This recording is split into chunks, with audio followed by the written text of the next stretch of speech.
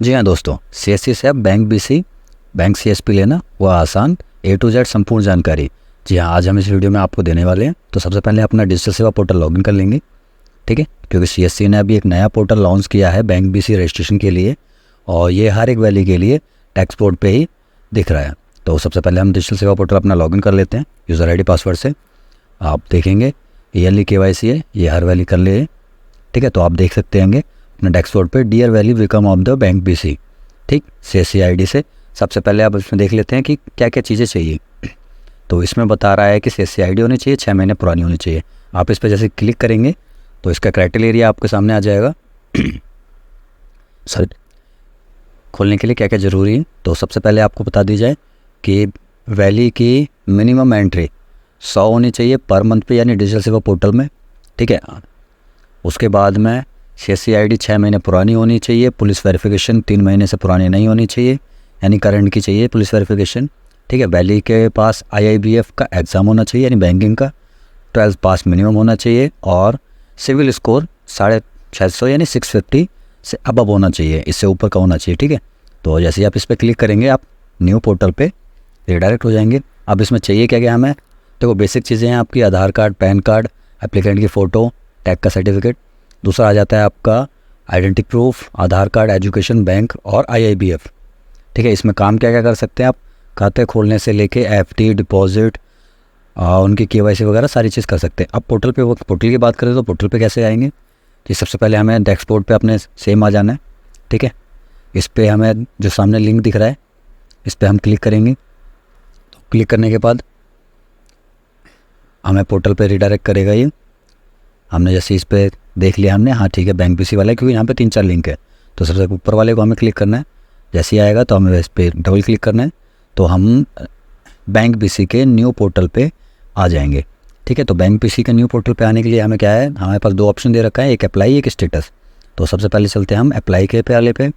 तो अप्लाई जैसे आप करेंगे तो आपकी सीएससी आईडी का कुछ डेटा ऑटो फिल उठा लेगा, बाकी कुछ बेसिक डिटेल आपको ऐड करनी होगी, जैसे अपने आधार कार्ड की, पैन कार्ड की, बैंक की डिटेल, और आपको यहाँ पे बैंक सेलेक्ट कर लेना है, ठीक है। बाकी ये बैंक पॉपअप में है तो आपके शायद स्क्रीन पे शो होंगे या नहीं होंगे, बाकी लिस्ट आ जाएगी, आप अपने लोकेलिटी के हिसाब से बैंक सेलेक्ट कर सकते हैं, ठीक है। अब इसमें सर्विस और भी मिल जाती है, ठीक है। वन पोर्टल में बहुत सारी चीज़ें देने वाला है ये। अब जैसे आप अप्लाई मोर सर्विस पे आएंगे तो आपको किस किस सर्विसों में और काम चाहिए या किस सर्विस में आप लेना चाहते हैं। तो जैसे यहाँ पे सबसे पहले हमारी आधार की सर्विस है, एग्रीकल्चर की है, कल्चरल मैप है, बिजनेस टू सिटीज़न है यानी B2C, डीजी ने मेगा जो हमारी वेबसाइट बनाता है, क्रिएट करता है, ठीक है। एजुकेशन है, ई साइन है, जैसे डिजिटल साइन होते हैं, फाइनेंशियल सर्विस है, गवर्नमेंट सिटीजन सर्विस है यानी G2C सर्विस है, ग्रामीण ई स्टोर है, हेल्थ सर्विस है, लीगल सर्विस है, PM है। तो ऐसी बहुत सारी service, tour and travel, skill वगैरह है एजुकेशन की। तो आप यहाँ से सबमिट भी कर सकते हैं, यानी उसके लिए भी आप यहाँ से अप्लाई ईजिली कर सकते हैं, ठीक है। तो अब बात करते हैं, ये हमारा हो गया। आपको बेसिक डॉक्यूमेंट मैंने लास्ट टाइम में बता ही दिए, बाकी अभी आगे भी चल के मैं आपको लाइव दिखा दूंगा कि डॉक्यूमेंट में क्या क्या चीज़ लगती है, ठीक है। आप यहाँ से सबमिट कर देंगे तो ये भी सर्विस आपको चालू हो जाएंगी। बाकी आते हैं आप रजिस्ट्रेशन स्टेटस। जैसे लास्ट टाइम अगर हमने रजिस्ट्रेशन करते हैं तो स्टेटस कैसे हम चेक करेंगे, तो यहाँ से आएंगे, आप स्टेटस पे अपना एप्लीकेशन नंबर डालेंगे, जैसे लास्ट टाइम आपने किया था। कोई भी चीज़ आप अप्लाई करते हो तो एप्लीकेशन नंबर मिलता है, और सबमिट करेंगे तो आपको एप्लीकेशन की डिटेल पता चल जाएगी कि एप्लीकेशन कहाँ पे पहुँची, क्या पहुँची, कहाँ पे फील्ड ऑफिसर में कहाँ पे आई है, ठीक है। अब चलते हैं MIS रिपोर्ट। जी हाँ, लास्ट टाइम हमने जो बात करी थी कि उसमें वैली की ट्रांजेक्शन होनी चाहिए, 6 महीने पुराना होना चाहिए, तो वो चीज़ें हमें कहाँ मिलेंगी और ट्रांजेक्शन कैसे काउंट होती हैं, कैसे काउंट नहीं होती हैं। तो सबसे पहले आप वॉलेट पे आ जाएंगे, वॉलेट समरी पे क्लिक करेंगे, ठीक है। तो वॉलेट समरी पे क्लिक करने के बाद आपके सामने नीचे एक नया देख रहे होंगे, एक ऑप्शन आ चुका है चेक MIS, ठीक है। तो आप इस पर क्लिक करेंगे तो MIS पोर्टल पे आप रिडायरेक्ट हो जाएंगे, ठीक है। तो इस पोर्टल में हमें सारी जानकारी मिल जाएगी। जैसे आपने देखा तो ये हमारा DSP ट्रांजेक्शन एक्सपोर्ट है, तो इसमें हम देख सकते हैं अपनी डिजिटल सेवा की और DigiPay की, और भी सर्विसें आएंगी, बाकी मैं आपको अभी बता देता हूँ, ठीक। अब MIS पोर्टल में और भी पोर्टलों की आप ट्रांजेक्शन चेक कर सकते हैं, जैसे कि मैं भी आपको दिखा देता हूँ। आधार पे जाकर चलेंगे तो ई श्रम में आपने कितना काम करा है, PM विश्वकर्मा में कितना काम करा है, NSP में, आयुष्मान भारत में, PM सौर ऊर्जा में, या ई विज्ञापन में, या और भी अदर सर्विस हैं, वो भी इसमें आपको लाइव कर दी जाएंगी। अब सबसे पहले बात करते हैं अपने डिजिटल सेवा पोर्टल की। ठीक है। तो उसमें हमने कितनी ट्रांजेक्शन करी हैं और कैसे कैसे करी हैं, तो वो भी आपको यहाँ पे 1 बाय 1 दिख जाएगा कि आपने कितना परचेज़ करा है, टॉपअप कितना करा है, कमीशन कितना है, रिफ़ंड कितना आया है, पे आउट कितना हुआ है और टोटल रिकवरी कितनी हुई है। तो आप यहाँ से डेट सेलेक्ट करेंगे, ठीक है। तो इसमें बस ध्यान दीजिए कि ये 1 महीने की ही आपको स्टेटमेंट दिखाएगा, यानी आप 1 बाय 1 मंथ के हिसाब से चेक कर सकते हैं, ठीक है। यानी आप 30 डेज़ की इसमें ट्रांजेक्शन चेक कर सकते हैं। जैसे हमने टॉपअप चेक करा तो नीचे डिटेल आ जाएगी हमारी कि हमने कितनी बार टॉपअप किया हैगा, ठीक है। क्योंकि लास्ट टाइम वैल्यू को बहुत, हमारे वैल्यू भाइयों को बहुत दिक्कत होती थी, वो परेशान होते थे थोड़े से कि मतलब हमने ट्रांजेक्शन कहाँ से करी है, कैसी करी है, क्या करी है। तो वो चीज़ें आपको सब 1 बाय 1 यहाँ पे दिखने वाली हैं, ठीक है। तो आपकी ट्रांजेक्शन नंबर वाइज जो 100 ट्रांजेक्शन बोल रहा है, तो वो चीज़ आप यहाँ से काउंट कर सकते हैं, देख सकते हैं और उसे और बेहतर बना सकते हैं, ठीक है। हमने परचेसिंग की देख ली, ऐसे ही आप और रिफ़ंड की देख सकते हैं। यानी सारी जो भी सर्विसें आप इसमें काम कर रहे हैं वो सारी 1 बाय 1 इसमें देख सकते हैं। और बाकी ये डाउनलोड का बटन दे रखा है, आप डाउनलोड भी करके अपनी एक्सेल शीट पे रख सकते हैं, ठीक है, मंथली भाई, जिससे कि आपको और बेटर काम करने में रहे कि हाँ जी हमने पिछले महीने इतनी ट्रांजेक्शन करी थी और इस महीने इतनी करी थी। तो वो चीज़ें आप यहाँ से चेक कर सकते हैं। एक पेज में 50 आती हैं, आप 1 बाय 1 नेक्स्ट उसे करके देख सकते हैं, ठीक है। तो सारी डिटेल आपको यहाँ पे मिलने वाली है, कितना कमीशन कितना क्या है, TDS भी आपका कितना डिडक्ट हुआ है। लास्ट टाइम बहुत क्वेरी आती थी कि सर हमारा TDS डिडक्ट हुआ है, कितना हुआ है, कैसे हुआ है, हमें नहीं मालूम। तो वो भी चीज़ आप यहाँ से ईजिली देख सकते हैं कि अपने TDS। अब चल बात करते हैं DGPay की। जी हाँ, DGPay की भी आपकी एंट्री इसमें काउंट होने वाली है, ठीक है। तो आप उसे भी चेक कर सकते हैं, डेट डालेंगे, ठीक है। आपको किस मंथ की देखनी हैगी, आप particular date by date select कर लेंगे और बाकी इसमें ऑल सर्विस हमने कर दी तो सारा टोटल दिखा देगा ये हमें। कैश विड्रॉ की देखनी है कि हमने कितना विड्रॉ करा, तो वो भी आपको यहाँ पे दिखने वाली है। ऐसे ही आप डिपॉजिट की देख सकते हैं और इसमें आपने टॉपअप कितना करा है या डिजिटल सेवा पोर्टल में आपने वॉलेट रिचार्ज कितना करा है, ठीक है, या अपने बैंक अकाउंट में कैश पे आउट कितना करा है, या MATM अगर कोई हमारा भाई इसमें MATM भी अगर यूज़ कर रहे हैं DGPay में, तो उसकी भी एंट्री आप यहाँ से 1 बाय 1 चेक कर सकते हैं, डाउनलोड करके अपने एक्सेल शीट में या अपने डेस्कटॉप में सेव कर सकते हैं, ठीक है। तो और पे आउट जैसे हमारा अगर किसी वैली भाई ने लगा रखा है, ठीक है, जो हम वॉलेट अपना रिचार्ज करते हैं डिजिटल सेवा पोर्टल, तो आप DGPay से डायरेक्टली 1 वे में आप अपना वॉलेट रिचार्ज भी कर सकते हैं। या बैंक में आपने पे आउट कितना करा है, कितनी एंट्री है, तो वो भी आपको यहाँ पे 1 बाय 1 टोटल वैल्यू, कमीशन वगैरह सारी चीज़ आपको यहाँ पे TDS डिटेक्ट वगैरह सब चीज़ आपको देखने को मिलने वाली है। आप इजीली यहाँ से डाउनलोड करके अपना रिकॉर्ड सेव कर सकते हैं, ठीक है। अब बात करते हैं आगे की, ठीक है। तो यहाँ पे बस इतना ध्यान देना, ये 1 मंथ की देता है, ठीक है। हाँ, क्योंकि अगर हम सोचें कि हम 6 महीने 3 महीने की वो एक साथ डाउनलोड करें तो वो चीज़ यहाँ पे नहीं है। अभी फ़िलहाल 1 मंथ की है, ठीक है। 1 तारीख से लेकर आप 30 तारीख तक की चेक कर सकते हैं, ठीक। अब चलते हैं सबसे ज़रूरी चीज़ IIVF, ठीक है। तो IIVF देखो सबसे ज़रूरी है, क्योंकि बैंकिंग सर्विस आप ले रहे हैं तो बैंकिंग का एग्ज़ाम आपको निकालना ज़रूरी है। तो आप गूगल पे सर्च करेंगे IIVF, ठीक है। तो IIVF में यहाँ पे आपको पहली वेबसाइट मिल जाएगी, examination result, membership, admit card, letter वगैरह सारी चीज़ आपको। तो हम सबसे पहली वाली वेबसाइट ओपन करेंगे, ठीक है। IIVF की जैसे हमने वेबसाइट ओपन करी तो हमारे सामने कुछ इस तरीके से इंटरफेस आएगा, ठीक है। आप इसे क्लोज़ कर देंगे, ठीक। आप यहाँ पे आएगा BC और BF, ठीक है। आपको ये 2 चीज़ मालूम होनी चाहिए, बैंकिंग कॉरेस्पॉन्डेंस और बैंकिंग फैसिलिटेटर, ठीक है। ये दोनों ही हमारे CSC से अवेलेबल होंगे, ठीक। अब IIVF एग्ज़ाम सेंटर्स, जी हाँ, सबसे पहले बात कर लेते हैं, क्योंकि देखो कुछ बंदे कंफ्यूज होते हैं कि जी एग्ज़ाम कहाँ देंगे। तो आप एग्ज़ाम अपने CSC से जिस बंदे ने CSC एकेडमी ले रखी है तो वहाँ पे भी आप दे सकते हैं एग्ज़ाम, ठीक है। तो आपके लिए थोड़ा इजी होगा क्योंकि आपके जान पहचान होते हैं, ठीक है। तो आप वहाँ पे अपने, जैसे हमने दिल्ली डाली और नॉर्थ ईस्ट सेलेक्ट कर दिया तो हमारे नॉर्थ ईस्ट के 3 सेंटर आ गए, ठीक है। ऐसे ही आप किसी और राज्य से या और किसी डिस्ट्रिक्ट से हैं तो आप वो भी इसमें सेलेक्ट कर, जैसे हमने गुजरात और ये डाल दिया तो इसमें भी हमारे 2 आ गए, ठीक। ऐसे हमने चंडीगढ़ डाला तो चंडीगढ़ में भी हमने क्लिक कर दिया, ठीक है, तो वो भी हमारा आ गया। इसमें जैसे ही आप नीचे डिस्ट्रिक्ट सेलेक्ट करेंगे या ऊपर तो बहुत सारी स्टेट दिखा देते हैं, बाकी पॉपअप पे आपको शायद डिस्प्ले में अभी नहीं नज़र आ रही है कि, ठीक है। तो हमने गुजरात की चेक कर ली, चंडीगढ़ की चेक कर ली, राजस्थान की चेक कर ली। आप देख सकते हैं डिटेल 1 बाय 1 आ रहा है, वेन्यू कोड भी आ रहा है, क्योंकि जब आप फॉर्म भरेंगे तो उसमें वेन्यू कोड और एड्रेस वेन्यू आपको सेलेक्ट करनी होती है कि आप एग्ज़ाम कहाँ पे देना चाहते हैं। अब जैसे उत्तर प्रदेश में हमने लखनऊ चूज़ कर लिया तो लखनऊ में देख रहे होंगे आप, इतने सारे होंगे, ठीक है। तो आप वेन्यू उसमें सेलेक्ट कर सकते हैं, यानी एग्ज़ाम सेंटर सीधा सीधा कहने को हमारा जो मतलब है, आप एग्ज़ाम सेंटर अपनी मर्ज़ी से उसमें चूज़ करने को आपको ऑप्शन मिलता है, ठीक है। तो आप यहाँ से पहले सबसे पहले आप अपना सेंटर चूज़ कर लेंगे, ठीक है, कि हाँ जी सेंटर हमें ये वाला उसमें फिलअप करना है, ठीक। तो सेंटर के लिए आप ऑल ओवर इंडिया, यानी पूरे इंडिया में जहाँ पे भी है हमारी सारी CSC होंगे, करीब 5.5 लाख CSC हैं। अब रजिस्ट्रेशन कैसे करें? जी हाँ, तो रजिस्ट्रेशन करने के लिए जैसे हमने शुरू वीडियो की स्टार्टिंग में आपको बताया था, ठीक है।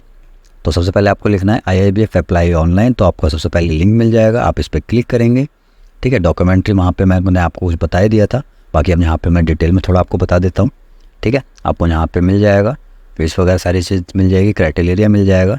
आप क्लिक टू अप्लाई पे क्लिक करेंगे, ठीक है। अब यहाँ पे हाउ टू अप्लाई, कैसे अप्लाई करें, ठीक है। तो यहाँ पे 1 बाय 1 दिख जाएगा, ठीक है। वेबसाइट पे जाना है, मेंबर पे रजिस्ट्रेशन पे जाना है, ठीक है। तो अब हम चलते हैं रजिस्ट्रेशन पे। तो रजिस्ट्रेशन के लिए हमें क्या क्या चीज़ें चाहिए, तो वो मैं आपको 1 बाय 1 बता देता हूँ, ठीक है। ऑलरेडी अगर आपने रजिस्ट्रेशन कर रखा है तो यहाँ से आप उसे लॉगिन भी कर सकते हैं, ठीक है। डुप्लीकेट अगर आपको अप्लाई करना है वो भी ले सकते हैं, ID कार्ड करना है तो वो भी आप यहाँ से ले सकते हैं, ठीक। तो हम सबसे पहले आ जाते हैं नीचे, और इसमें रजिस्ट्रेशन कैसे कैसे क्या क्या करना है। तो आपको देखो फ़ोटो होनी चाहिए सबसे पहले, देखो आपको क्या क्या लगने वाला है, इसमें सारी चीज़ दिखा रखी है। इसमें साइज़ कितने से कितना होना चाहिए, ब्रेथ कितना होना चाहिए जी, इस चीज़ का बस ध्यान दीजिए कि DP और साइज़ आपका एक्यूरेट होना चाहिए, वरना आपको अपलोडिंग में दिक्कत आएगी, ठीक है। आधार कार्ड, पैन कार्ड, ठीक है, वोटर ID कार्ड हो, यानी कोई भी एक ID प्रूफ हो आपको, ठीक है। उसके बाद आपका सिग्नेचर, पैन कार्ड, फ़ोटो और आधार कार्ड, और एक एजुकेशन प्रूफ, ठीक है। 10th 12th आप लगा सकते हैं इसमें, ठीक है। अब चलते हैं नेक्स्ट, ठीक है। अब आपको मैं दिखाता हूँ कि अप्लाई कैसे हैं, ठीक है। IIBF का फॉर्म किस तरीके से है और कैसा है। तो हम चलते हैं रजिस्ट्रेशन की तरफ। तो IIBF का फॉर्म देखो इस तरीके से आने वाला है। तो आप सबसे पहले टाइटल सेलेक्ट करेंगे, ठीक है, फर्स्ट नेम लास्ट नेम, ठीक है, ये आपने भर दिया। ऑटो फिल मतलब आपका फुल नेम आ जाएगा। आप यहाँ पे आपको अपना एड्रेस भरना है, ठीक है। यहाँ पे आप अपना परमानेंट एड्रेस डालेंगे, जो आधार कार्ड में आपका एड्रेस हो वही इसमें डालना, ठीक है। आप वो डाल देंगे, डेट ऑफ बर्थ सेलेक्ट कर लेंगे, ठीक है, जनरल सेलेक्ट कर लेंगे। फिर नीचे आती है क्वालिफिकेशन, आप अंडर ग्रेजुएट यानी 12th हो तो आप अंडर ग्रेजुएट में आओगे, बाकी है तो इसमें ग्रेजुएट और पोस्ट ग्रेजुएट, ठीक है। तो इसमें हमने लास्ट टाइम दिखाया था, तो आपका यानी मिनिमम 12th मांग ही रहे हैं, ठीक है, मिनिमम 12th होनी चाहिए, ठीक है। तो मिनिमम आप 12th इसमें डालिए, ठीक है। बाकी आपको फ़ोटो अपलोड करनी है, सिग्नेचर अपलोड करना है, एक ID प्रूफ अपलोड करना है, ठीक है। एक डिक्लेरेशन फॉर्म इसमें आपको मिल जाएगा, ठीक है, यहाँ से डाउनलोड करके आप उसी को फिलअप करके पढ़ सकते हैं, ठीक है। ID प्रूफ में आप Aadhaar card, PAN card, driving licence, voter ID card कुछ भी लगा सकते हैं, बट रेजुलेशन का एक हमेशा ध्यान दीजिए वरना आपको एरर आता रहेगा। बाकी एक अगर आप फिज़िकल डिसेबिलिटी हैं, ठीक है, तो आप येस या नो से करेंगे, कैप्चर कोड करेंगे, एक्सेप्ट करेंगे और पेमेंट करके अपने पोर्टल पे रिसिप्ट आपको लेके अपने पोर्टल पे लॉगिन कर लेंगे, ठीक है। तो ये हमने यहाँ तक फॉर्म पूरा अपना भर के हम चलते हैं अपने पोर्टल पे, ठीक है। अब IIBF की थोड़ी सी और जानकारी दे देते हैं। देखो पोर्टल पे क्या है, तो हमने यहाँ पे फॉर्म भरा था, ठीक है। अब IIBF जैसे आप BC या BF पे जाएंगे, यहाँ पे अप्लाई, मेंबर, नॉन मेंबर दोनों चीज़ आपको यहाँ पे मिलने वाली है, ठीक है। लॉगिन पे जाएंगे तो लॉगिन पे भी आपको मेंबर नॉन मेंबर दोनों मिलने वाले हैं। आप किसी पे भी लॉगिन इस पर यहाँ से जाके अपना लॉगिन कर सकते हैं, ठीक है। और इसमें अभी पोर्टल में आपको देखो बहुत सारी चीज़ें मिलने वाली हैं। एडमिट कार्ड हम यहाँ से ले सकते हैं, रिजल्ट ले सकते हैं, डुप्लीकेट एडमिट कार्ड ले सकते हैं, ठीक है। हम यहाँ पे आ जाते हैं तो यहाँ पे देखो एग्ज़ाम शेड्यूल देख सकते हैं आप, ठीक है।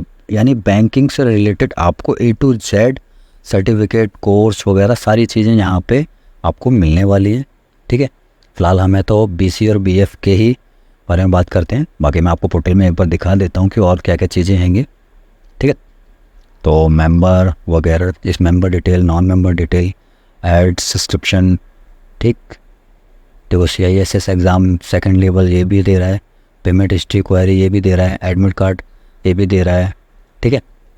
बाकी आपको यहाँ से देखो एडमिट कार्ड अगर डाउनलोड करना है तो यहाँ पे दे सकता है। आप यहाँ से अपना रजिस्ट्रेशन नंबर जो आपने वहाँ पे फॉर्म भरा था तो रजिस्ट्रेशन नंबर से आप लॉगिन कर लेंगे, ठीक है। अब अपने पोर्टल पे लॉगिन कैसे करना है, तो सबसे पहले आ जाएंगे हम लॉगिन वाले सेक्शन में। लॉगिन वाले सेक्शन में नॉन मेंबर, ठीक है, यहाँ पे आपका रजिस्ट्रेशन नंबर आ जाएगा आप रजिस्ट्रेशन नंबर और पासवर्ड, आपके जैसे कोई भी चीज़ आप रजिस्ट्रेशन करते हैं तो आपको देखो रजिस्ट्रेशन नंबर पासवर्ड आ जाता है, ठीक है। बाकी आप 2 तरीके से लॉगिन कर सकते हैं, OTP से भी, ठीक है। दोनों ऑप्शन इसमें है।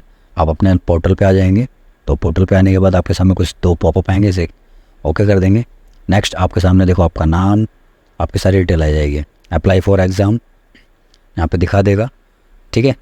बट अभी हम डिसेबिलिटी नहीं है तो हमारे में फ़िलहाल ऐसे ही रहेगा, ठीक है। आपको ट्रांजेक्शन दिखा देगा, डाउनलोड एडमिट कार्ड दिखा देगा, यहीं से आप डाउनलोड कर सकते हैं, ठीक है। ट्रांजेक्शन डिटेल दिखा देगा कि आपने लास्ट टाइम पेमेंट कितनी करी थी। बाकी पेमेंट की आप डिटेल यहाँ से क्वेरी कर सकते हैं, तो वो भी आप यहाँ से कर सकते हैं। ऐड प्रोफाइल, जी हाँ, अगर आपको भरते टाइम कुछ थोड़ी सी अगर कुछ कंफ्यूजन हो जाती है, कुछ करेक्शन आपको करने तो वो भी यहाँ पे आप इजीली कर सकते हैं, अपना नाम पता वगैरह वगैरह, ठीक है।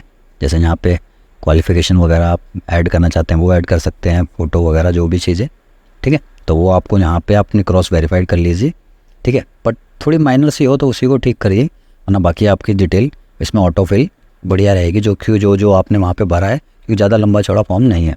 बाकी आप पासवर्ड चेंज करना चाहते हैं तो यहाँ पे चेंज भी कर सकते हैं, ठीक है। अब बात करते हैं ट्रेनिंग और ई लर्नर की, ठीक है। तो आप ट्रेनिंग भी इसमें आसानी से ले सकते हैं, ठीक है। वो उसके लिए भी फैसिलिटी इसमें वेबसाइट पे दे रखा है। तो ट्रेनिंग के लिए आप BI इस पर चलेंगे, ठीक है। BC और BF के लिए तो यहाँ पे आपको देखो मिल जाता है, ठीक। आप अगर ट्रेनिंग लेना चाहते हैं तो, बाकी आप अगर ई लर्निंग में अगर रजिस्ट्रेशन करना चाहते हैं तो कुछ माइनर से फीस जाती है आपकी। आप इस पर क्लिक करेंगे, ई लर्नर पे नीचे देख सकते हैं कि आपको अपने कोर्स पतेरे मिलने वाले हैं, ठीक है। बट हम अपना BC BF ये रजिस्ट्रेशन करेंगे तो आप रजिस्टर नाउ पे नीचे क्लिक करना है, ठीक है। रजिस्टर नाउ पे क्लिक करेंगे तो हमारे हम जो हमने रजिस्ट्रेशन किया था तो हमारे पास रजिस्ट्रेशन नंबर आ चुका है, ठीक है। तो हम अपने रजिस्ट्रेशन नंबर से इसमें रजिस्ट्रेशन कर लेंगे, ठीक है। ऑर्डिनरी हम नॉन मेंबर, ठीक है। जैसा भी आपका रजिस्ट्रेशन हुआ, मेंबर हुआ या ऑर्डिनरी हुआ, वो आप सेलेक्ट करेंगे, रजिस्ट्रेशन नंबर डालेंगे, सिक्योरिटी कोड डालेंगे और रजिस्टर पे क्लिक कर देंगे। या आपको रजिस्ट्रेशन वैसे करना है तो ऐसे भी आप कर सकते हैं। अब एग्ज़ाम का रिज़ल्ट, तो एग्ज़ाम का रिज़ल्ट भी आपको यहाँ पे इजीली पोर्टल पे मिलने वाला है, ठीक है। आप यहाँ से डायरेक्ट जाएंगे, डायरेक्ट देख सकते हैं। और अगर कोई आपको जानकारी चाहिए तो हमें कमेंट कीजिए, हम आपको वो भी देंगे। बने रहिए, धन्यवाद।